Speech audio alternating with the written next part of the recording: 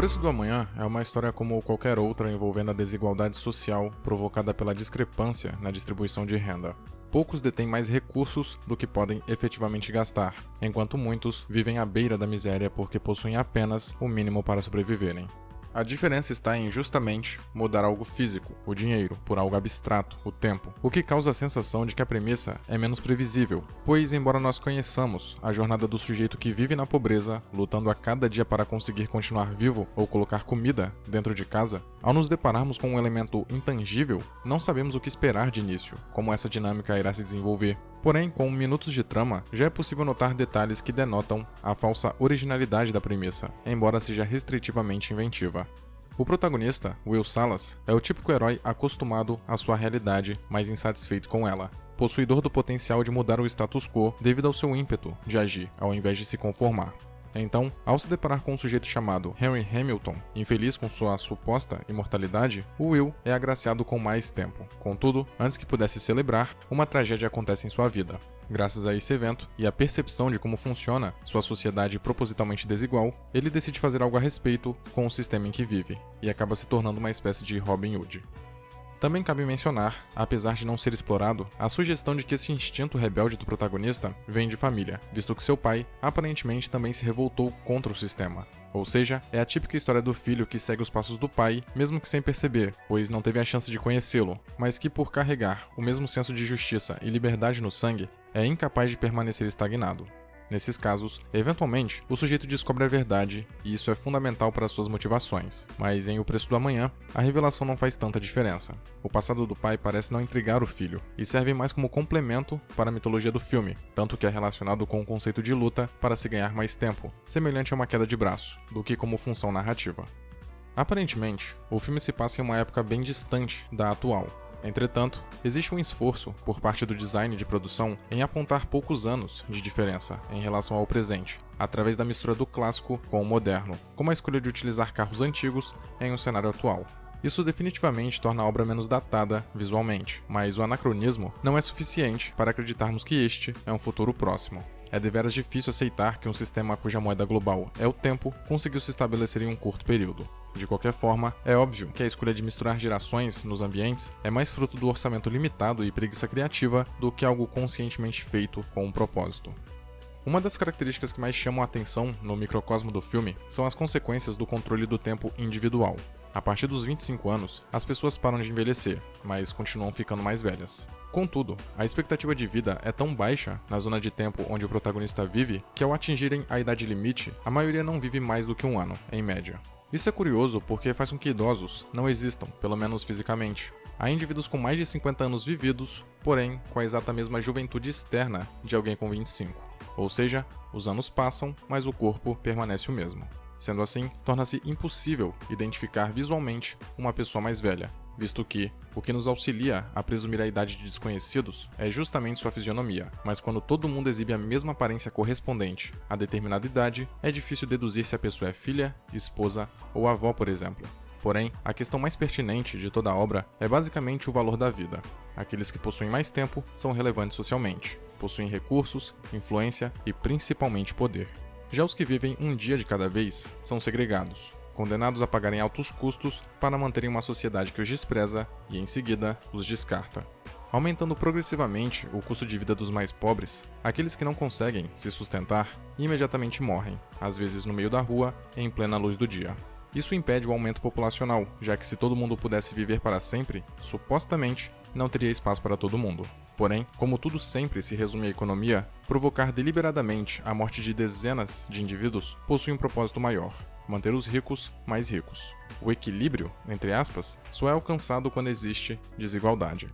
Para que poucos sejam imortais, muitos devem morrer. A ironia disso tudo é que, análoga à noção de que o dinheiro não traz felicidade, epifania alcançada normalmente apenas por aqueles que são ricos, os tidos como imortais não aproveitam o vasto tempo que possuem. São tão abastados que esquecem de usufruir dos mínimos prazeres, como ter um mar no próprio quintal e nunca ter entrado nele. Provavelmente é algo inapropriado para a alta sociedade, mas demonstra a incapacidade dos afortunados de desfrutarem das próprias conquistas. Não é um subtexto que fica muito evidente, mas resgata a ideia da aquisição material como símbolo de status e poder, e não como necessidade básica ou até mesmo trivial. O que nos leva à hipocrisia dos que muito têm. A Sylvia Wise, interesse amoroso do protagonista e filha de um homem extremamente rico, expressa em determinada ocasião que sua vida não é muito diferente daqueles que habitam a periferia, porque os pobres morrem e os ricos não vivem, afirmando que o relógio não é bom para ninguém. Embora nenhum indivíduo seja culpado pelas circunstâncias em que nasce, e obviamente a personagem é limitada pela única visão de mundo que teve acesso, esta não deixa de ser uma compreensão desonesta de um cenário claramente injusto.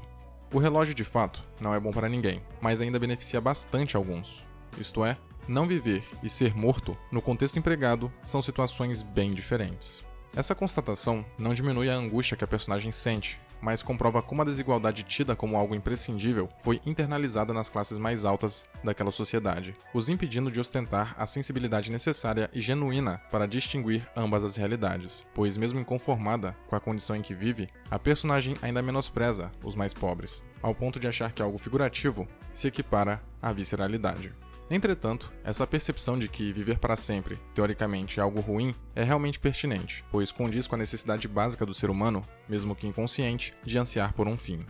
Todo mundo quer viver para sempre, mas os poucos que alcançam essa possibilidade, assim como Henry Hamilton, eventualmente se encontram desiludidos. Isso acontece porque esse desejo pela vida eterna não é natural.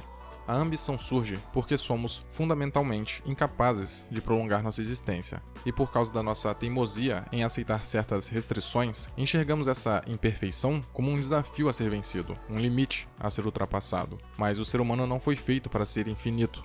Logo, quanto mais tempo nós vivemos, mais dor e sofrimento acumulamos, até atingirmos um estado de consciência que nos liberta de qualquer apego à existência, visto que sem a perspectiva de um fim, tudo perde o sentido, porque viver para sempre, em essência, significa não ter propósito algum, a não ser continuar vivo. E o indivíduo, ou seja, o ser humano que vive em sociedade, precisa de objetivos, de obstáculos, do medo da morte, para apreciar e valorizar cada segundo, minuto e hora. Quem não tem muito tempo, se preocupa muito mais em não desperdiçá-lo. Em contrapartida, os favorecidos lutam para manter o status quo, os ricos principalmente sob o pretexto de que prezam pela ordem. Os ladrões também agem em benefício do sistema. Inclusive, as autoridades permitem suas ações porque, ao invés de tomarem o tempo daqueles que mais possuem, os marginais roubam do próprio povo, contribuindo com a queda populacional. E os guardiões do tempo são tão alienados que vão atrás de um sujeito que ganhou mais anos de vida, ou seja, não roubou inicialmente, mas que por sua origem humilde é visto como um impostor, alguém que não merece ascender socialmente. O curioso é que os guardiões parecem até ter um certo tipo de autoridade, mas é visível que eles são apenas mais um ponteiro necessário para manter o relógio funcionando. Quem realmente detém o controle da situação são aqueles que possuem poder, neste caso, tempo. Ou seja, existe toda uma forma de organização cujo objetivo é preservar uma parcela da população sofrendo todos os dias nas ruas para que a elite seja mantida. É o tal capitalismo darwiniano, mencionado no decorrer do longa. A sobrevivência do mais forte agora não é medida em força bruta e nem diretamente com seu poder de influência e status, mas com o quanto de tempo você possui. E aqueles que têm pouco, supostamente, devem morrer por causa da seleção natural. Nessa sociedade, os ricos não valorizam mais o presente, o momento atual, porque estão sempre pensando em ganhar mais tempo, ao invés de aproveitar a fartura que já têm. Por outro lado, os pobres não possuem o luxo de experienciar o agora, porque vivem preocupados com o preço do amanhã, visto que ele pode aumentar a qualquer momento.